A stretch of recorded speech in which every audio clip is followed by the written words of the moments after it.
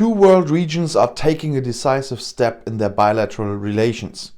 The EU and the most important regional organization in the Indo-Pacific region, ASEAN, become strategic partners. This achieved a central goal of the German EU Council presidency. At the annual meeting of the foreign ministers of the EU and ASEAN states on December 1st, the states decided to upgrade the relations between the two regional organizations to form a strategic partnership. This is a clear sign from Europe and Southeast Asia for multilateralism. This means that 37 countries and 1.1 billion people will be even more closely linked in the future. The EU and ASEAN represent 23% of global GDP. With a strategic partnership, a central goal of the German EU Council presidency could be achieved, as I said. At the same time, a milestone in the implementation of the federal government's guidelines for the Indo-Pacific. Foreign Minister Heiko Maas emphasized, the strategic partnership represents our shared belief in multilateralism. No country should be forced to choose between two poles.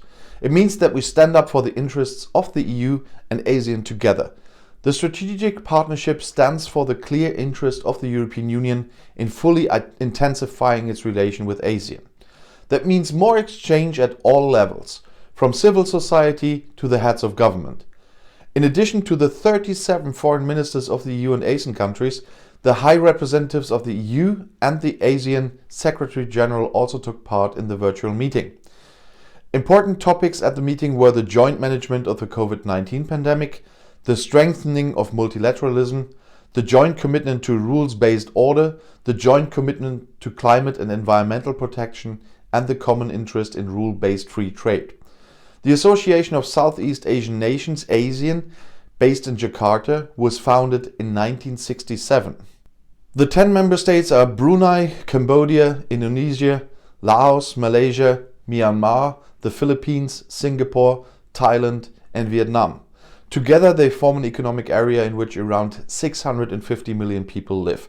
And by the way, if you want to know a little bit about the basic structure of these countries, after time you will learn all about this on my Global Politics channel.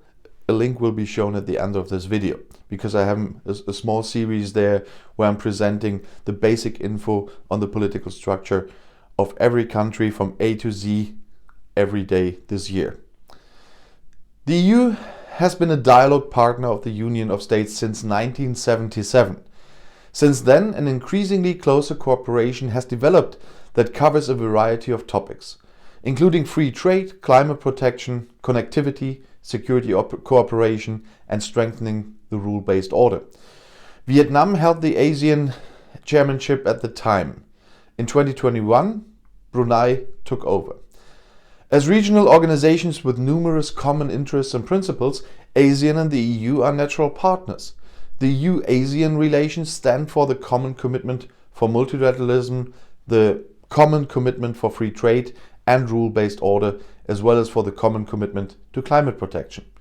The EU and ASEAN have been working together for almost 50 years and are now taking on a new strategic dimension.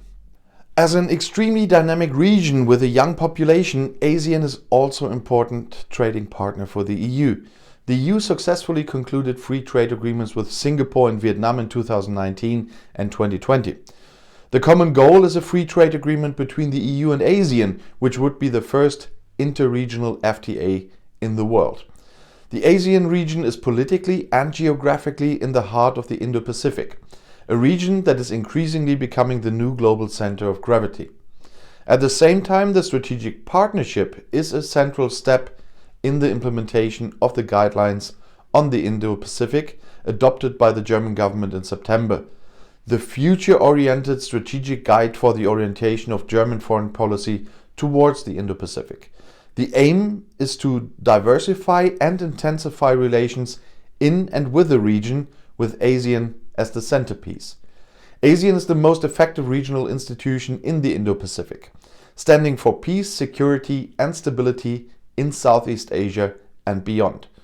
Together with ASEAN, Germany advocates an inclusive, multilateral world order in which international law applies and not the law of the mightiest.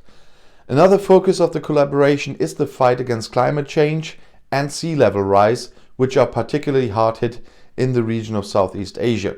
And if you want to stay informed, please subscribe to my channel and my other channel, and there's the promised channel up there too. I'll see you in my next video. Bis gleich.